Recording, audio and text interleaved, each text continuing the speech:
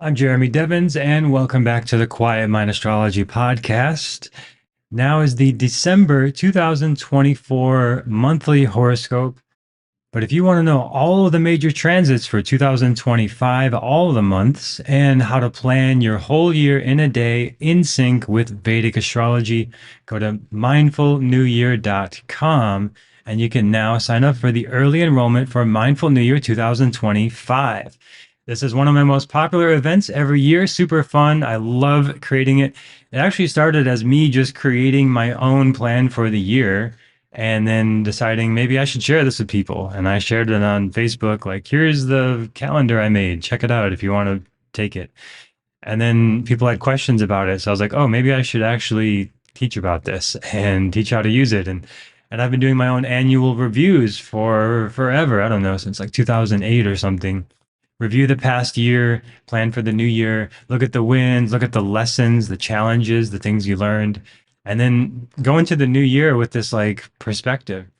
I'm really big on this idea of like getting current, like especially in relationships, especially in work, to like, is there something unresolved? Is there something I didn't finish, piled up papers, discussion I need to have, conversation that hasn't been said?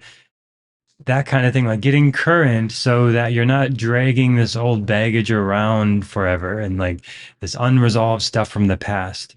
And we all have challenges. We all go through traumatic events at times in life and difficult childhoods at times. And if that stuff is not resolved, if you're not current, then you can't really go forward. You can't really grow. Like the metaphor, I think of from an old self-help audio I listened. You can't get to second base if you try to keep one foot on first base, like a baseball. So that kind of thing. All right. So as we go into new year, we want to clear out, finish, complete the last year. So that's what we do at Mindful New Year. We look at the past and take the lessons from the past, celebrate the present, and create the future with intention and knowing all the major turning points coming up in the year ahead. And I like to think of it like this Mario animation where he's running around dodging 1,000 of these fireballs and somehow manages to do it. Right? That's kind of a way of like looking at how we move through life and move through the transits and all the challenges of life and not get burned, basically. But we will at sometimes, and that's okay too. But that's Mindful New Year 2025. Early enrollment is open now. Go to quietmindastrology.com to get your free chart or sign up, or just go to mindfulnewyear.com. And one of the things that I include in there is several resources, and one of them is the full year calendar. And this is probably the most popular thing in there is that people want to print this out and put it on their fridge or have it on their calendar so they can see all the transits coming up and know the big dates. And I highlight the big dates. So it's like, this is the big turning point. Here's what it means. Here's how to work with it. And I think I've been pretty accurate in most of my predictions. I've been doing this class now for this will be the seventh year. And a lot of the things I talk about coming true do happen. And I don't like to brag or get into all that, but usually I'm just looking at the patterns, and the patterns are usually pretty reliable to say, okay, this is going to be a year with these themes, and here's how to work with it. And I like to focus on what you can do with it, practices you can do, lifestyle choices you can make, rather than just talk about like politics and stuff you can't control and all this kind of stuff. That stuff has some influence, but ultimately it's what you choose to do with it, how you choose to respond to it that matters. So we focus on that. And today we're looking at December 2024. Can you believe it's been a whole year already? And we're on to another year. I always have this feeling of like I'm just getting started, especially with astrology. It's such a deep topic. It's like even after all these years, I still feel like it's like, oh, I'm just getting started. Like there's just so much I've just learned, and like I just want to share. And there's always this sense of this, like there's always more in my work. And I think that's what happens when you're in your dharma and your purpose. So I hope for all of you that you feel some sense of that in your life, that you're this like eagerness about what you're doing. And if you don't, get a reading with me. Look at your chart. Let's look at it. Let's figure it out. Because like Your Atmakarika will show you a lot there. Your 10th house, your D10 chart, your D9 will show you a lot of this stuff with your purpose, the dashas you're going through, the transits. I love that stuff and super important. I think it's one of the most valuable skills to know your chart and to know how to interpret it and then know how to work with the energies coming up for the future to work with it. And there's still going to be challenges. It doesn't mean like everything's just easy street and perfect and you just skyrocket to the moon, but it's this opportunity to understand the lessons in life and to learn from them and we all have challenges. I have challenges all the time. I have strengths. I have weaknesses. I have successes. I have failures. And it's not that I want the failures to just like magically go away or everything to just be easy, but I want to understand it. I want to take the lessons in. I want to learn and grow. And I think as long as we're alive, we're here to learn and grow and learn something. So let's learn something about December 2024 and what we can look at this month.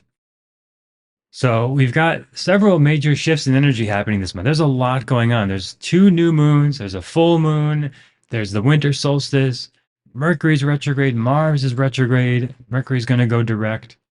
We're going to have the last Uranus in Aries. This is the last time that happens for 84 years. That's last time Uranus will go into Aries is happening in December. Lots of big shift. The last part of Saturn's transit in Pisces is happening now until April.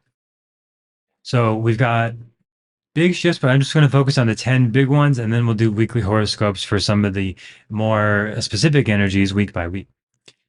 So as I mentioned before, the new moon on December 1st and Anuradha Nakshatra in Scorpio, very transformative energy, very deep. I'm recording this on December 4th, so it's already passed. And maybe you've already felt some big shifts, some new beginnings in what you really love, what you're really devoted to, what you really care about. As the new moon is always a time for new beginnings and possibilities. And we're going to have another one on December 30th, perfect for going into the new year and starting a new year with new intentions and a fresh start. And that one on December 30th will be in Purva Ashada in Sagittarius.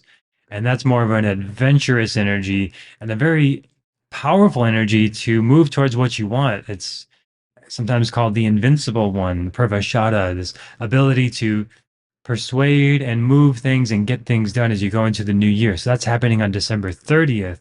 So we got this whole month bookmarked by new moons. But as we go through the month of December, starting with the new moon in Anuradha, reconnect to what do you love? Listening to your heart rather than just your head.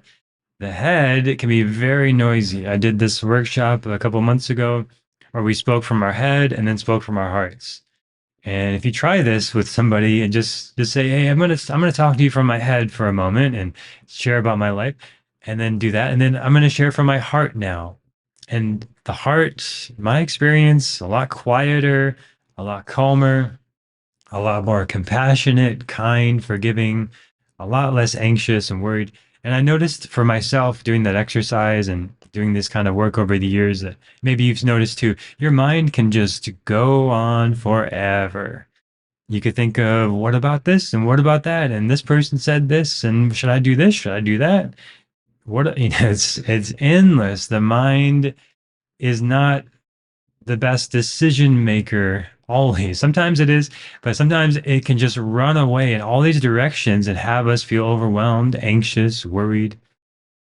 This isn't a spoiler, but if you saw the movie Inside Out 2, it's a lot of good understanding of the mind in that movie, and especially the anxious part of the mind. So if you have anxiety or challenges with that, or worry or overthinking at times, which I certainly do as a Vata dosha type person in my Ayurvedic constitution, anyone with Vata dosha is going to tend towards anxiety. That movie Inside Out 2 is a great example of seeing how that manifests and understanding that part of ourselves better. I was really touched by that movie. It's very beautiful.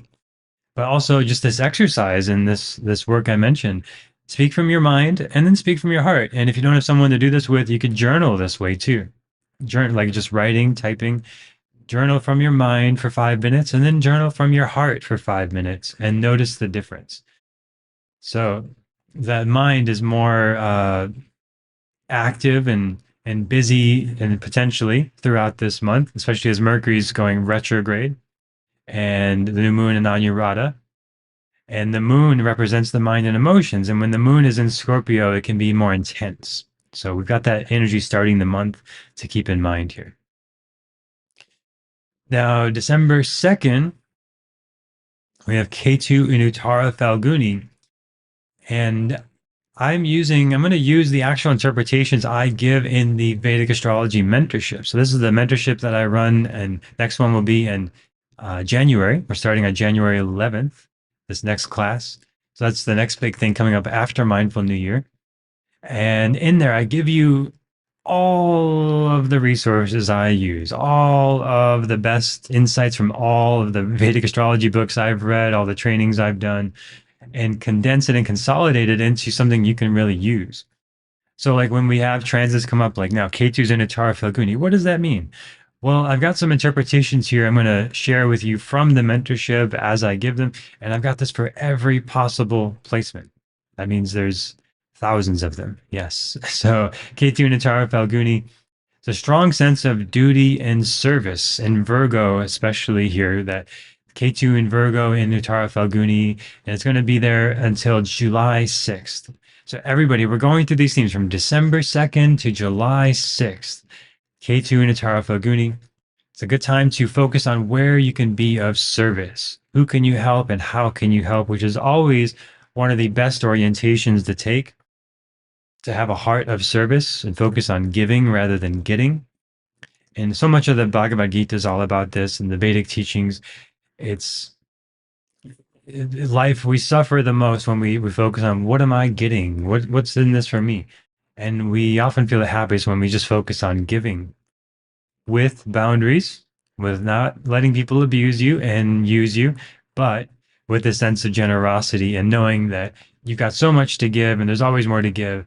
And if people are just taking from you, you might not want to be giving to them. They might be abusing that relationship dynamic. That's a different topic.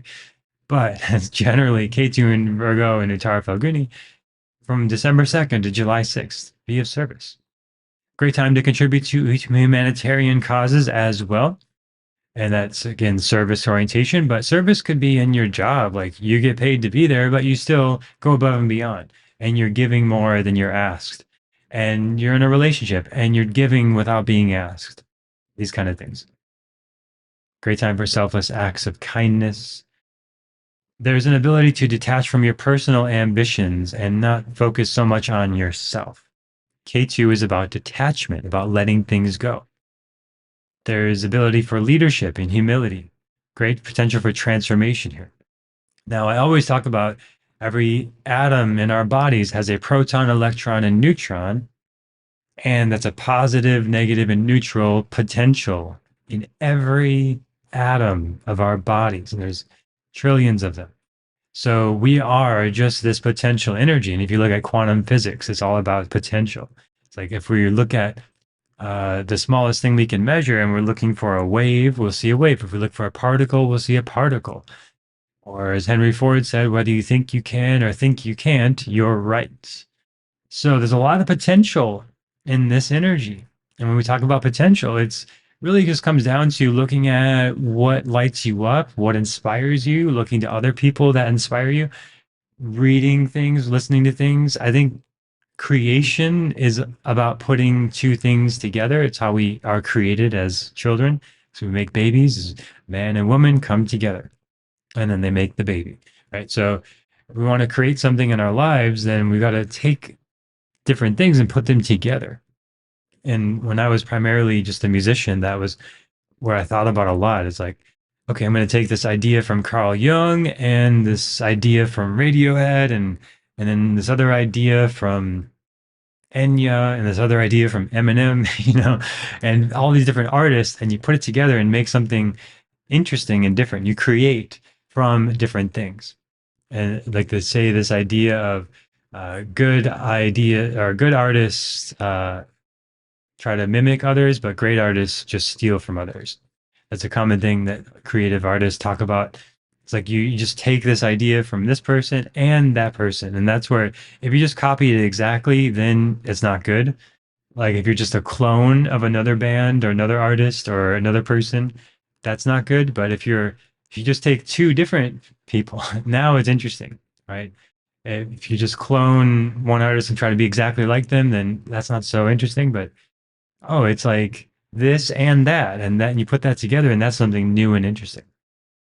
So I think there's a big potential, creative potential in K2 and Tara Falguni to take some different ideas, put it together, and learn about yourself and grow. And that's creative energy, and that's potential, that's positive. But there's a negative potential in everything. There's a neutral potential in everything. So I always look at the favorable and unfavorable potentials in every transit. So if you really want to understand the transits, you got to look at both. With K2 and Tara Falguni, there could be a tendency for feeling disconnected or isolated. And if you notice that starts to come up and like you're really feeling lonely, isolated, disconnected, and you don't want to feel that way, you can move towards the positive side of this. Well, I can focus on being in service to others. And that means you're probably going to have to go out and not be isolated anymore. You're going to have to look for maybe a nonprofit or a cause you care about, and you're going to end up around people, and you're not going to be so isolated and disconnected anymore. So this is kind of the magic of astrology is like, you know, the favorable, you know, the unfavorable. And if you're looking for a wave or a particle, you're going to find a wave or a particle. If you think you can or think you can't, you're right. So if you start feeling isolated, it's like, oh, no one cares about me. I'm alone. I'm sad and all this stuff. Then that will just become more and more reinforced by your thoughts, your actions, and then the reactions of others around you. But if you notice that tendency coming up, I'm feeling kind of lonely here. Well, what could that be attributed to? Maybe it's part of this energy, like the weather, like it's gray and cloudy and rainy and dark. I'm going to feel probably not at my most bright and sunny and cheery in those weathers and that weather. But I can do something to, okay, maybe what can I do given the external forces I can't control? What can I control? Well, maybe if you live like that example, if you live in a rainy, dark environment, you could get a sunlight, like a light that puts out like sunlight and then feel more lit up from that. So this is a great way to think about transits is there's potential positive, negative, and neutral. And if you shift towards the negative and you don't like it, find something in the positive you can bring in. And we'll look at this in Mindful New Year for all of the major transits for the year. I'll give you those resources and I'll actually give you a file you put into your calendar and it shows up on your calendar. Okay, on this day, December 2nd, K2 moves into Tara Falguni. You just click on it and you see here's the positive and negative expressions that are potentials in there. And then you can choose what to do with that information. And yeah, the astrology is not fate. It's not like, oh, K2 is in Tara Falguni. I blame all my problems on that. I have no responsibility, this kind of thing. It's not like that. It's like the weather. It's like I can't control the weather, but I can respond to it. And yeah, dark gray weather is probably not going to be the happiest environment, but I can respond to that and find happiness in other ways.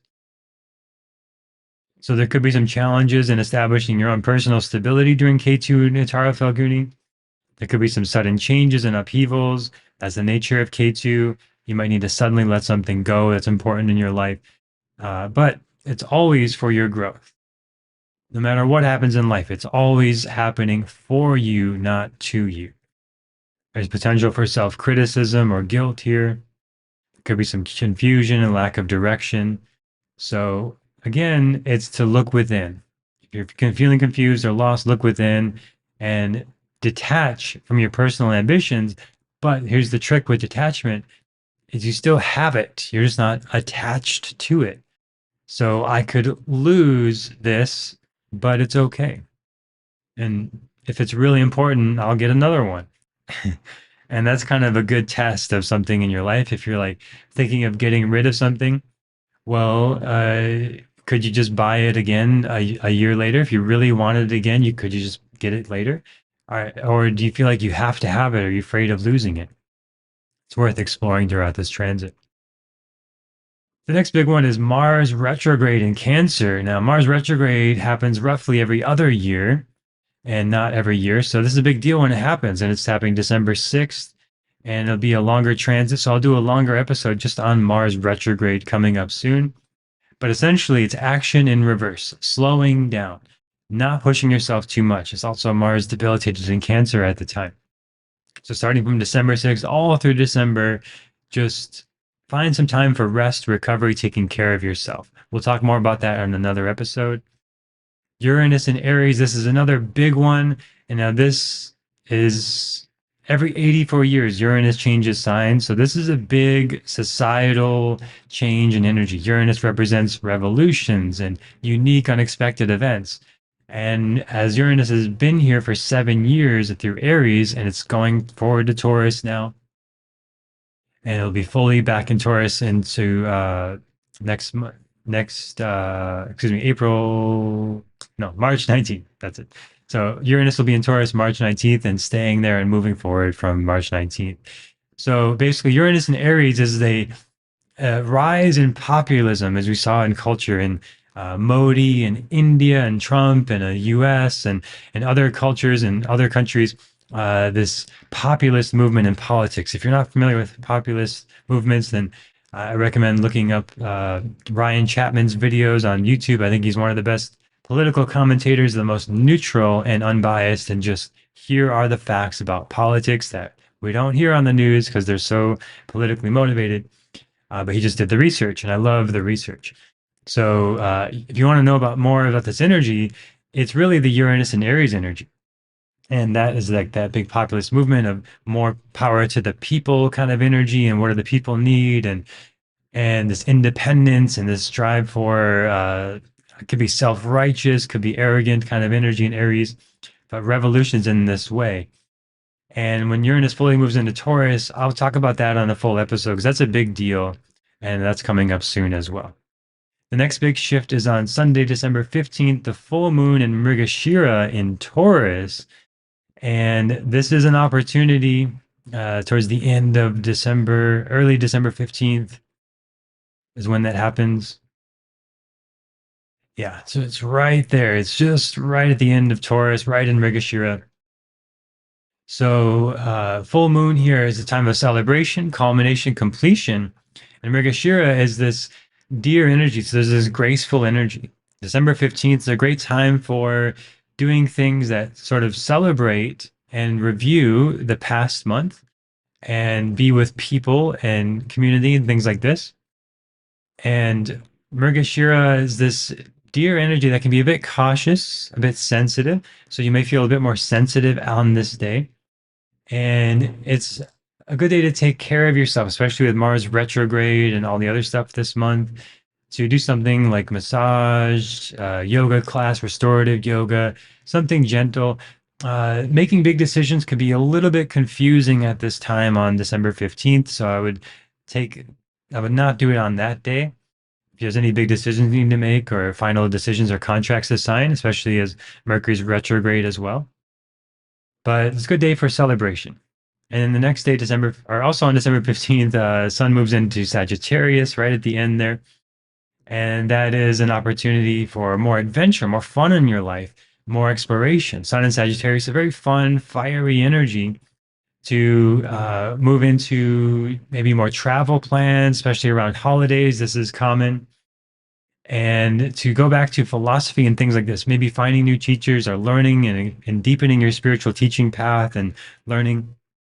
If you're joining the Vedic Astrology Mentorship, we'll be starting early in December as well. So some early classes leading up to the January class starting. So I have a special offer for that at Mindful New Year if you're wanting to join. But whether you work with me or anyone else, December 15th through January 15th, good time to be learning stuff you're interested in, philosophy, spirituality, things like that. And then on December 16th, Mercury goes direct. So now we can move forward with signing contracts and things like this. But there's some big lessons learned here through Mercury retrograde. And go back to the episode on that if you're interested in it, because there's a lot of opportunity for deeper communication and then letting something go in a big way through this Mercury retrograde cycle. But as Mercury goes direct now from December 16th, now you're safe to start new things, sign new contracts, begin new things, new projects until the next Mercury retrograde in 2025. Then on December 21st, the winter solstice here in the northern hemisphere. It's the longest night in the northern hemisphere, the longest day in the southern hemisphere for you in Australia and South America and such, but South Africa. But for everyone in the northern hemisphere, We have the winter solstice. This is the longest night. So the most yin energy, time to rest, recover, take care of yourself. And very simple, just to do things like restorative yoga on that day and acknowledge the shift of energies. We now move towards the summer solstice on December 22nd. And then towards the end of the month, we've got on December 27th, Saturn moves into Purva Bhadrapada. And again, here's some examples of interpretations from my mentorship program. Strong sense of discipline and responsibility. Great time for deepening your routines as you move into the new year. It's a patient and perseverant energy, so perfect for goal setting and starting the new year and starting new endeavors. Interest in spiritual and metaphysical studies. Great time for studying astrology, spirituality, science. Any sort of scientific research is very favorable here. Capacity for deep introspection and self-reflection. It's great if you can get these last few days of December into the new year for some internal time. His ability to endure hardships and challenges and persevere. Could have a structured and organized approach to life and be scientific about it. So great time for setting routines and habits. Could be some pessimism or negativity throughout this cycle. This is all until April 27th. So it's a long cycle, December 27th to April 27th. These are the themes. Could be overly critical or rigid. Could be difficulty in expressing your emotions openly. Struggles with self-imposed limitations. So you set up these routines and they could start to feel heavy on you. So it helps to make sure that your routines are not too rigid, not too controlling, not too critical of yourself. Possible fear of failure or taking risks. Failure is inevitable. We're all going to fail. We're all going to make mistakes. It's not that you make mistakes that's a problem. It's just whether you learn from it or not that creates the challenges in your life. So you want to make mistakes. You want to fail because that means you're learning and growing. It could be inclination towards isolation or loneliness, another one of these. So make the extra effort to be more social, to be more in service. Saturn rewards service as well. And holding on to past grievances is an issue. So you want to get current. Mindful New Year is the opportunity to get current, to clear out the past year, to plan for the next year. And then finally, on December 30th, we end the month with the new moon in Purva Ashada, which I'll talk about more when we get closer to that. But it is an opportunity for a new beginning into the new year, an adventurous spirit, a fun, exciting energy with this level of detachment, with this internal awareness. So those are the major themes for December 2024. If you found this helpful, go to quietmindastrology.com, sign up for the weekly horoscopes to your inbox, because I'm going to send you written interpretations for all of this so you can have it written out if you prefer to see it that way. You can watch on YouTube if you prefer to see the video, or on Spotify you can see the video as I go through the transits each month. And these are the major themes. So we're ending the month with a new moon, Jupiter dominant, a strong, powerful Saturn energy to be disciplined, optimistic, hopeful as we go into 2025. And if you want to work with me to plan 2025, go to mindfulnewyear.com and get the early enrollment discount for Mindful New Year. Hope to see you there. Thanks for listening. Look forward to sharing more with you next time on the Quiet Mind Astrology podcast.